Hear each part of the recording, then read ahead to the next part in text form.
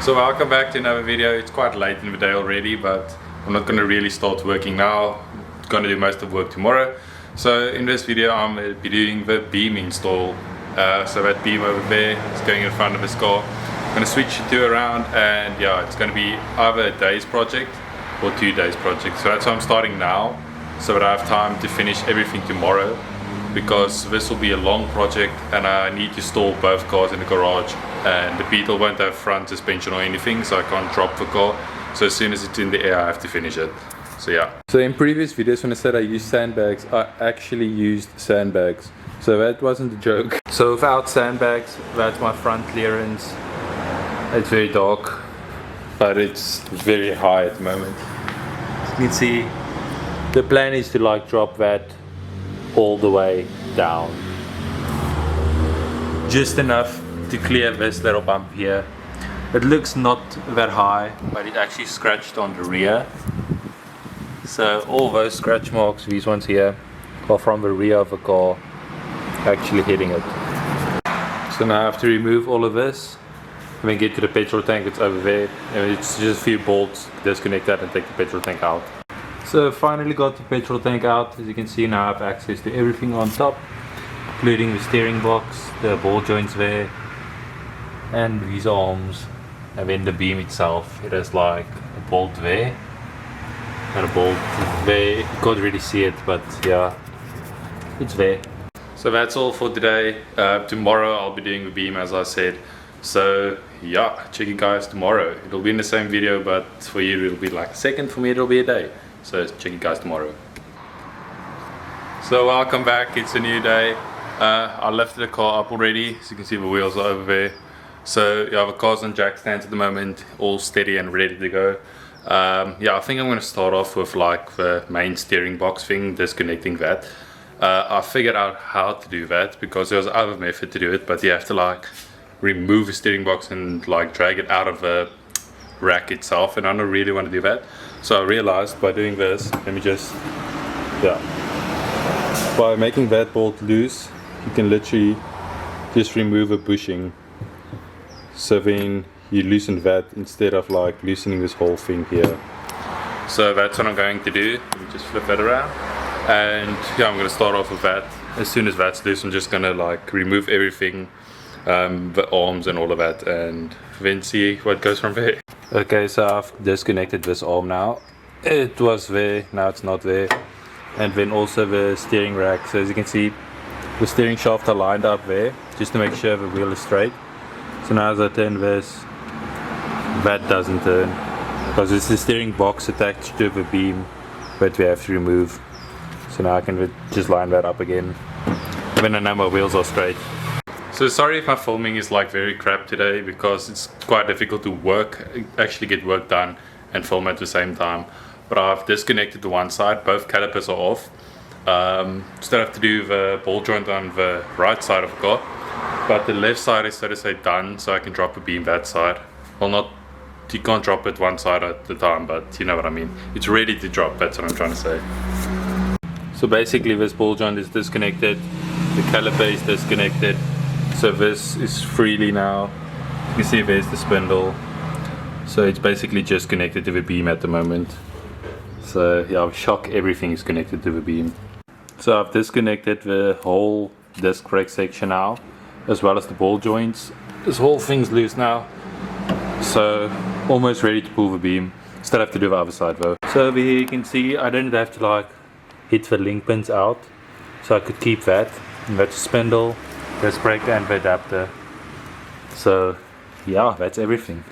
So for this side I still need to do it. Basically you just loosen those bolts, one on the top and one at the bottom somewhere, and then you just pull it out, because it has this link pin that goes there and then one there.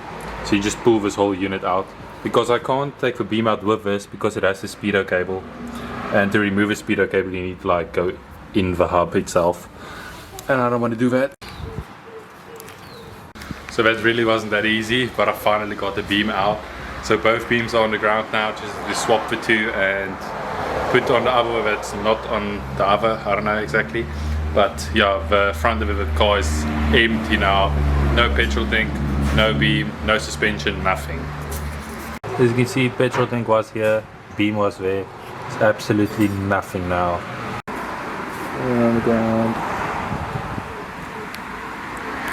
We have to put these swing axles on that beam, as well as the shocks and everything. So I've started switching the swing axles now. Already done with one. There's one over here. But I realized the bolt that goes like there, I don't know if you can see it, there's like a small bolt. It doesn't go that far in because these ones are like flat. And then if you look at this side, it pushes out a lot more, a bit of focus. So I was like, what's going on here?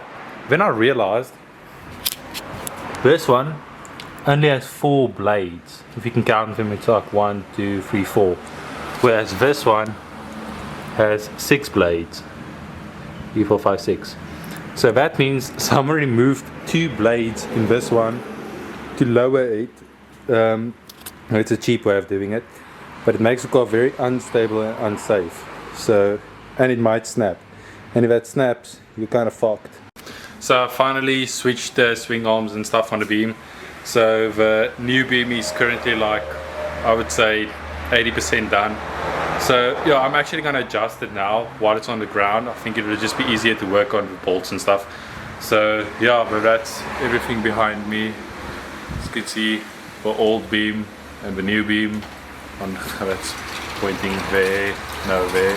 Yeah, it's hard to point when you're looking at the camera. But yeah, I'm gonna do that, and hopefully I can still finish today. I mean, it's already, how late is it? Yeah, it's like quarter past 1, I think. So yeah, we got this.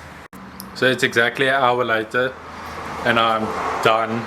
I'm so tired at the moment. I'm dirty, everything, like my arms, if you can see, I'm full of grease and everything. But I mean, that's the life of working on a car. The beam is back in, so pumped on that. Everything is removed from the old beam. Just have to put the shocks back in, and then the whole brake setup, all of that, and also tighten the steering rack, steering box, and tie rods and all of those things. So almost, but not quite. So as you can see, everything is in, just needs to be tightened. There's the adjusters, so from the bottom you can see it a lot better. This needs to be tightened, and then also the whole thing itself. But yeah. So I finally finished up fitting the, what do you call it, the shocks, the disc brakes, the everything. So I finished with that. So basically just had to put the wheels on and we figure out a way to drop the car, because the jack is too short to actually get the car off of the jack stand. So I have to like MacGyver my way through a bunch of wood and all of that. But I'll get it on the ground and then I'll figure that out.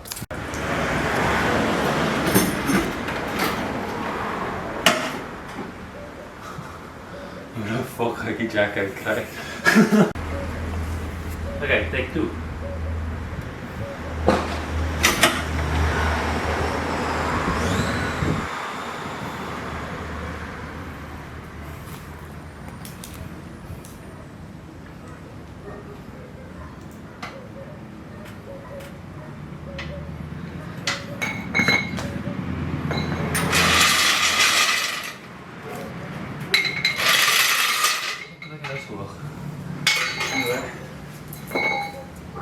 So that's it, the car's on the ground now, petrol tank is back in.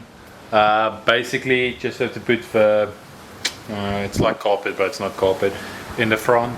I wanted to say front, but it doesn't seem right, but anyway.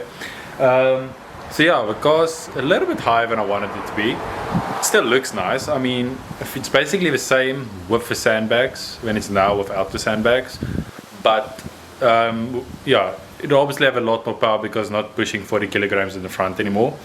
Just have to clean up now and yeah, put everything back, and I think that's it for today. So thank you guys for watching. You guys are legends, and yeah, please like and subscribe, follow down below, and I'll show you guys how the car looks now. So as you can see, it's a little bit higher than I wanted it to be. It's not tucking yet, if I can lower that. It still has a massive wheel gap, but if you see it compared to the back, it's not that bad anymore. still have a lot of space down there. So yeah.